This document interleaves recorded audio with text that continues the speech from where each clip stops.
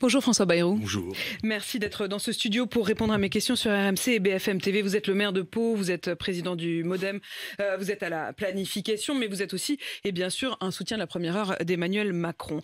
Emmanuel Macron qui avait dit qu'il allait vaincre les extrêmes.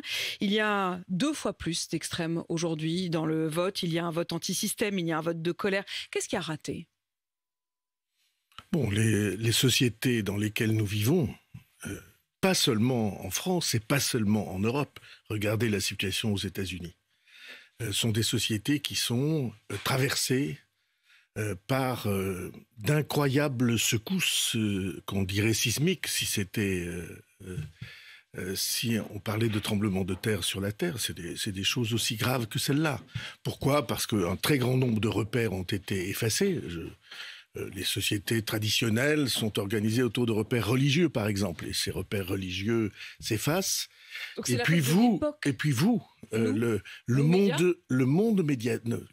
l'omniprésence médiatique instantanée et les réseaux sociaux, par exemple, tout cela expose les sociétés à de très lourdes secousses. Sauf d'Emmanuel Macron. Non. Je n'ai pas de raisonnement simpliste comme ça, mais je pense que c'est très... Encore une fois, vous regardez les États-Unis et vous voyez une société encore plus fracturée que la nôtre. Et nous, on a une société... pardon, c'est un de mes thèmes depuis longtemps. On a une société qui est absolument fracturée entre le bas de la pyramide sociale et le sommet ou prétendu sommet, parce que je ne suis pas sûr qu'il y ait un sommet. On va en parler de ces fractures. Et donc, cette fracture-là fait qu'un grand nombre de nos concitoyens se disent « j'ai pas ma place dans ce système », ou en tout cas, on ne me reconnaît pas, ma voix ne compte pas, d'où tous les problèmes institutionnels sur lesquels, vous savez, je me bats depuis longtemps. Et puis, les choses ne changent pas vite dans une société. Bien qu'en France, on ait créé, comme vous savez, beaucoup d'emplois. Ces 5 dernières années, on ait fait revenir beaucoup d'entreprises. Le climat, du point de vue du chômage, a changé. Et d'ailleurs, Emmanuel Macron vise le plein emploi. C'est l'un de ses objectifs. Si on remontait il y a 5 ans, si vous remontiez votre émission il y a 5 ans, vous verriez qu'il y a 5 ans, le chômage était omniprésent. Aujourd'hui, c'est plutôt sujet... le pouvoir d'achat. Voilà. Donc, ce n'est pas forcément la question juste de l'emploi. Mais François Bayrou, pardon, je vous repose la question. Il avait bien dit, en effet, et il connaissait, comme vous venez de le décrire, la situation à la fois internationale et puis de ses colères. Mais il avait dit qu'il allait les vaincre, ces extrêmes. Est-ce qu'il y avait quand même des choses à faire qui n'ont pas été faites, ou est-ce que tout simplement, c'est comme ça ? Non, ce n'est pas comme ça. C'est jamais comme ça. Jamais je n'accepterai le défaitisme, ou en tout cas l'idée que faut baisser les bras, que vous vous souvenez, Donc il y avait des choses à faire. François Mitterrand avait dit à propos du chômage, on a tout essayé. C'est pas vrai, on n'a pas essayé, on n'a pas tout essayé. Qu'est-ce qui s'est passé ? Vous savez bien, il y a eu 3 vagues, 3 tsunamis absolument imprévisibles, inattendus. Le premier, ça a été les Gilets jaunes, qui est une colère sociale. Ou en tout cas une colère autour de ce thème de la reconnaissance, de la place de chacun, et qu'il faut scruter très attentivement, ce que j'essaie de faire. Et les Gilets jaunes, ça ne venait pas d'il y a 6 mois. Hein. Un sentiment d'injustice. Ça venait de 30 ans, 30 années. Et puis derrière, il y a eu l'épidémie, totalement inattendue, immense secousse planétaire. La planète, l'économie de la planète s'est arrêtée. Et 3e secousse, l'Ukraine et la guerre en Ukraine. Encore une fois, François Bayrou, nous sommes au cœur de tout ça. Ce sont des épisodes qui sont arrivés pendant le quinquennat d'Emmanuel Macron. Je vous pose la question plus directement. Est-ce qu'Emmanuel Macron a une part de responsabilité, lui, dans le fait que tout le vote extrême est augmenté ? Je crois qu'il l'a dit d'ailleurs. Hein. Tout le monde a une part de responsabilité, y compris bien sûr celui qui incarne mais pas plus que les autres. La vie du... Si, mais sans doute. Non, mais...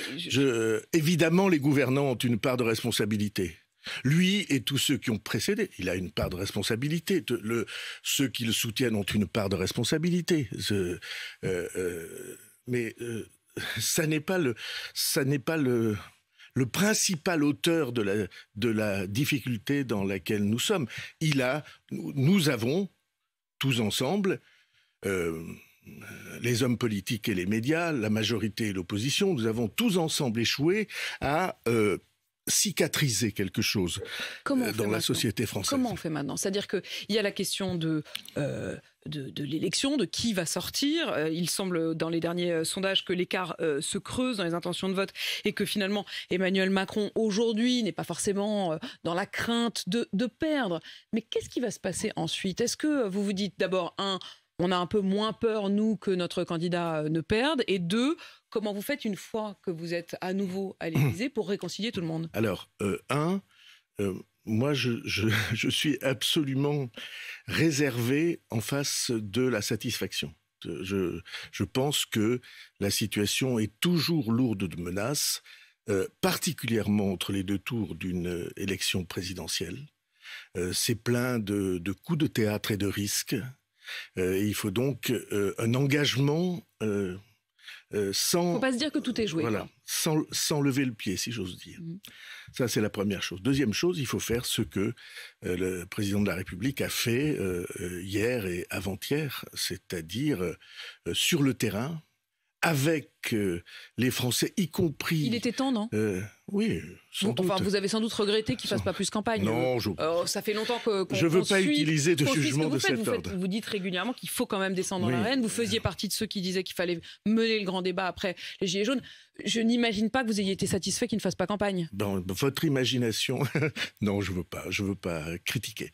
Vous voulez pas critiquer, mais j'imagine que vous avez quand même... vous auriez voulu qu'il descende dans l'arène plus tôt. Je suis très content de son itinéraire dans le Pas-de-Calais et le Nord. Je suis très content de son itinéraire en Alsace. Je suis très content du contact direct. Vous savez, votre outil de travail, la télévision, il y a une analyse très simple, ça ne s'écoute pas, ça se regarde. Bah, ça s'écoute aussi à la radio. Hein. Oui, à la radio, mais nous sommes aussi sur RMC, je vous le rappelle. Je parle de la télévision, qui joue un rôle très important. Les images jouent un rôle. Montre en direct ces moments d'échange, ces moments de meeting, pour que chacun puisse se faire son idée. Et moi, je regarde ses yeux. Et il est en prise directe avec les gens. Il n'est pas en campagne, serrant des mains, sans regarder les gens, ce qui arrive assez souvent aux hommes politiques. Il est dans la prise directe. Et c'est une dimension essentielle de la responsabilité d'un président de la République. Le président de la République, il incarne les institutions, et précisément parce qu'il incarne ce qu'il y a de plus élevé dans la démocratie, il faut qu'il soit le plus proche possible des gens. Et donc je trouve que ça, c'est une chose nécessaire. Deuxièmement, il faut... ça fait très longtemps qu'on cherche et que je plaide pour cela. Il faut que les responsables publics apprennent à parler la langue des gens, la langue la plus simple, alors, si on revient la plus François directe. Bayrou, quand on regarde, vous parliez de ce qui s'est passé notamment dans le Nord, quand il a, comme vous dites, été au contact de la population. Une des premières choses qui lui a été dite, c'est sur la retraite à 65 ans. Il lui a été immédiatement reproché par tous ceux qui étaient là, qui lui ont dit « mais vous ne savez pas ce que c'est que de travailler jusqu'à 65 ans » et qui lui ont exprimé une forme de douleur, d'incompréhension quasi physique de cette demande de travailler plus longtemps. Depuis, d'ailleurs, il a fait évoluer, sans qu'on en comprenne complètement les contours, il a dit on peut faire évoluer même si le cap de 65 ans est maintenu. Oui. Est-ce que là-dessus, il n'y a pas eu une erreur dans la compréhension de la douleur des gens ? L'annonce de la retraite à 65 ans, qui a été faite de manière un peu brutale ou très brutale, ne correspond pas à la réalité. Parce que la première chose qu'il aurait fallu commencer par dire, c'est on va tenir compte des carrières longues, des gens qui ont commencé à travailler tôt, et deux, on va tenir compte de la pénibilité du métier. Si vous avez ces deux entrées-là, ces deux portes d'entrée, oui, mais à ce moment-là, l'idée de la retraite... Quand on parle de l'âge, si vous avez commencé à travailler à 20 ans, vous allez devoir cotiser jusqu'à 65 ans pour pouvoir partir malgré tout ? Non, mais je ne crois pas ça. Si vous avez commencé à travailler tôt, si vous avez les annuités nécessaires, singulièrement ou particulièrement si vous avez un travail pénible, alors à ce moment-là, vous pouvez partir plus tôt. Vous m'avez beaucoup entendu plaider sur ce sujet. Je pense toujours aux femmes. Ce sont souvent des femmes qui travaillent dans nos CCAS, celles qui vont lever des personnes âgées. C'est dans l'action sociale. Toute la journée. Et qui se trouvent avec mal au dos, des troubles, comme on dit, musculo-squelettiques. C'est pas la même chose que de travailler dans un bureau. Ça a été mal présenté, ça a été trop brutal.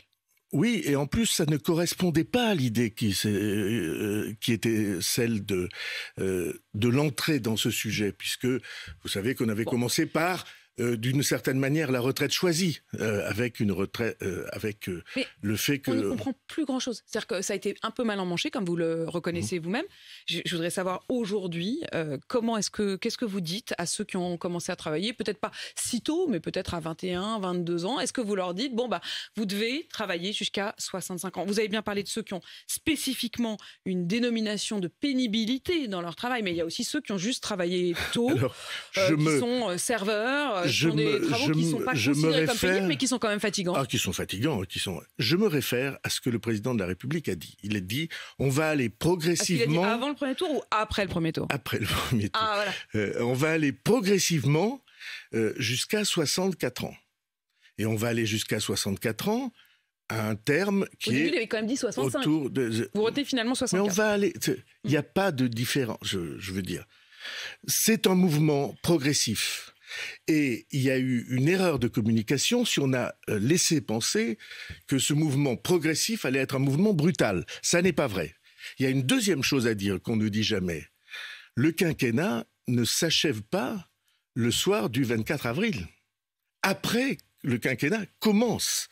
Et le quinquennat, la nouvelle majorité, s'il est réélu, s'il y a une majorité, tout ça n'est pas simple, alors commence la réflexion du gouvernement. Et dans la réflexion du gouvernement, les parlementaires qui vont être élus, et l'opinion publique, et vous, allez jouer un rôle. C'est un débat. Je trouve que l'idée de bloquer la réflexion sur une action publique aussi importante que sur ce sujet comme sur d'autres, je pense à l'école par exemple, ça commence à partir de la nouvelle majorité du nouveau gouvernement. Le Parlement n'est pas servile. Il ne doit pas être. Voilà. Ah, il ne devrait pas être servile. Il ne devrait pas l'être. Je vois bien votre. Dans ma conception. À la radio, je vois votre regard. Vous vous dites, bon, il a peut-être été un peu quand même pendant ce quinquennat. Vous ne souhaitez pas qu'il le reste. Je pense que la plupart des blocages et des risques de violence dans la société viennent de ce que la démocratie ne fonctionne pas bien. Pourquoi ?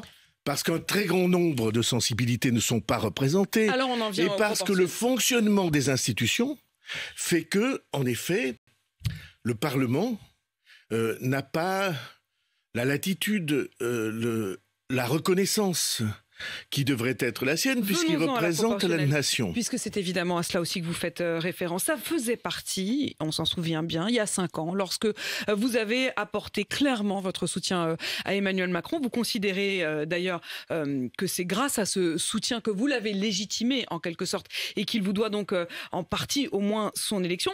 Vous aviez dit, et vous lui aviez fait confiance à ce moment-là, que vous aviez besoin de plus de proportionnel. Il vous avait dit oui, il ne l'a pas fait. Pourquoi il le ferait cette fois-ci ? Parce qu'il y est engagé, et puis parce que ça ne... aussi à la dernière fois, non ? Apolline de Malherbe, quelque chose que vous savez, ça ne peut pas durer comme ça.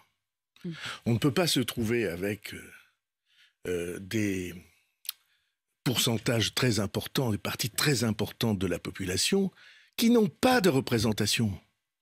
Et donc... quand je dis que là, ça commence à aussi, par exemple, par le Rassemblement national, qui dit on a une proportion de votants et on n'est pas représenté.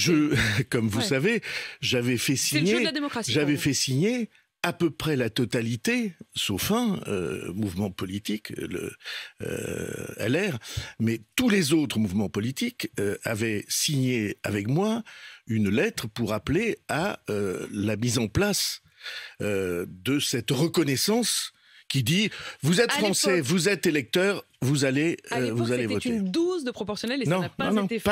Pas dans le mouvement que je vous indique. D'Emmanuel Macron. Aujourd'hui, il dit la proportionnelle intégrale. Pourquoi pas ? Oui, la proportionnelle intégrale départementale avec un enracinement. Pourquoi pas ? Et il a raison de dire pourquoi pas. Écoutez, je veux le répéter pour vous. Ça ne peut pas durer comme ça. Tous ceux qui croient qu'on va être à l'abri de tous les mouvements du monde et qu'on ne changera rien et que les gouvernants continueront à gouverner parce qu'ils considéreront qu'ils ont eu un chèque en blanc au moment de cette élection. Ça ne peut pas marcher comme ça. Le passage en force, c'était ça la loi autrefois. On disait, des présidents de la République successifs, on disait, j'avais dit ça dans mon programme, donc je suis légitime pour le faire. Ça ne peut pas se passer comme ça. Désormais, il y a une sorte de construction en temps réel, d'adaptation en temps réel, qui exclut le passage en force et qui oblige à convaincre. C'est pourquoi le président de la République, vous l'avez entendu, et je suis très profondément de cet avis, comme vous savez, il ne faut pas exclure les référendums. Si vous êtes devant une question très difficile et devant des risques de blocage, ou bien que ça heurte le sentiment profond d'un très grand nombre de nos concitoyens, le référendum est une arme excellente. Le président de la République dit mes chers concitoyens, c'est une question difficile, vous allez la trancher. C'est aussi ce que plaide Marine Le Pen. Eh bien, que Marine Le Pen, elle a changé d'avis sur beaucoup de sujets. Mais considérons que la démocratie... doit aussi passer par cette expression directe et régulière. J'ai pris des responsabilités dans cette affaire-là. La démocratie, c'est que tous les courants doivent avoir leur place, leur représentation et leur reconnaissance. Une question sur la démocratie, justement, François Bayrou. Vous pourriez donner des sous à Valérie Pécresse ? Pourquoi pas, oui. Elle est endettée, elle le dit. J'ai fait ça assez souvent d'autres fois pour des forces politiques et personne ne l'a su et donc pas de pour Valérie Pécresse, oui, pour Yannick Jadot. Quand vous voyez qu'ils sont endettés, alors au titre du parti pour Yannick Jadot, au titre personnel pour Valérie Pécresse, puisqu'on apprend qu'elle avait emprunté 5 millions d'euros. Est-ce qu'il faut une nouvelle manière de rembourser ? On se rend compte qu'il n'y aura que 4 candidats qui vont être remboursés de leur campagne, tous les autres non. Vous vouliez une banque de la démocratie ? Voilà, de l'engagement qui a toujours été le mien. Il est totalement anormal que ce soit des instances privées qui décident ou pas d'accorder les moyens nécessaires par emprunt à un candidat ou un mouvement politique. À titre personnel pour Valérie Pécresse, à aller chercher en Russie des banques russes pour Marine Le Pen. À titre personnel, tous les candidats à l'élection présidentielle doivent à un moment ou à un autre emprunter à titre personnel. Ils peuvent avoir des garanties de leur parti politique. Je suis persuadé que LR fera ce qu'il faut à l'égard de Valérie Pécresse. Mais en effet, c'est un très grand risque. On ne se rend pas compte de ce qui pèse sur les épaules. C'est pourquoi nous devrions avoir une instance démocratique sous le contrôle du Parlement, reliée à la Caisse des dépôts et consignations parce que c'est le bien de tous les Français, qui est pour mission de garantir les financements à la vie politique avec les précautions nécessaires. Par exemple, je vous prête de l'argent pour votre campagne, mais vous devez me fournir une assurance qui dise que si vous êtes au-dessous de la barre du remboursement, cette somme va être garantie par une assurance. Et il y a de très grandes... Et pour vous, c'est l'État qui devrait se porter garant, une forme de banque de la démocratie. C'est encore un peu plus compliqué parce que c'est pas l'État. La Caisse des dépôts et consignations, c'est pas l'État, c'est les Français. C'est le Parlement qui en a la maîtrise. François Bayrou, je ne sais pas si vous avez vu l'échange, vous disiez c'est bien qu'il aille au contact, Emmanuel Macron.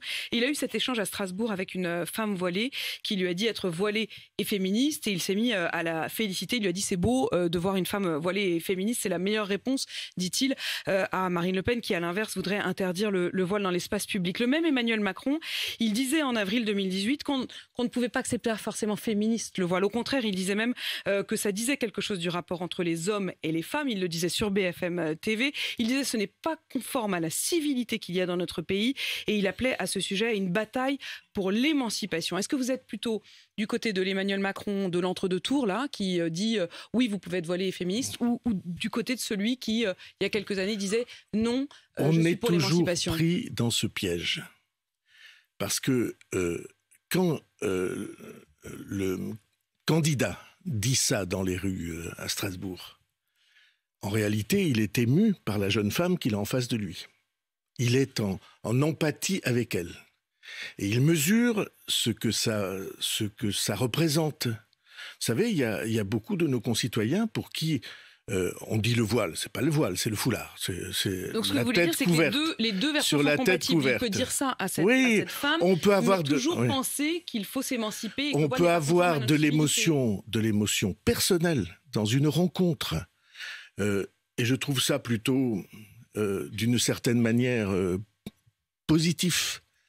Et en même temps, avoir un jugement sur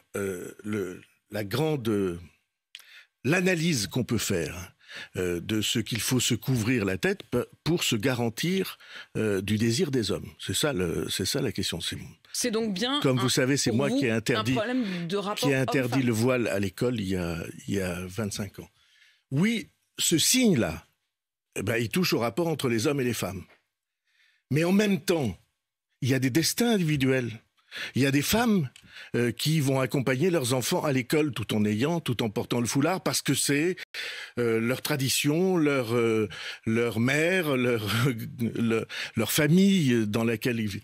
Tout ça, à condition d'avoir les garanties nécessaires. Et l'école en est une. À l'école, il n'y a pas de signe religieux. Dans la vie, on fait en sorte qu'on puisse tous vivre ensemble, à condition que personne, et notamment pas les lois religieuses, ne veuille imposer sa propre loi au reste de la société. Ceci, c'est ça la laïcité et c'est inacceptable. Merci François Bayrou d'avoir répondu à mes questions ce matin sur RMC et BFM TV. Demain, à ce même micro, mais à Avignon, on va l'emmener, ce sera Marine Le Pen qui répondra à mes questions pendant 1h, 8h30, 9h30. Il est 8h54 sur RMC BFM TV.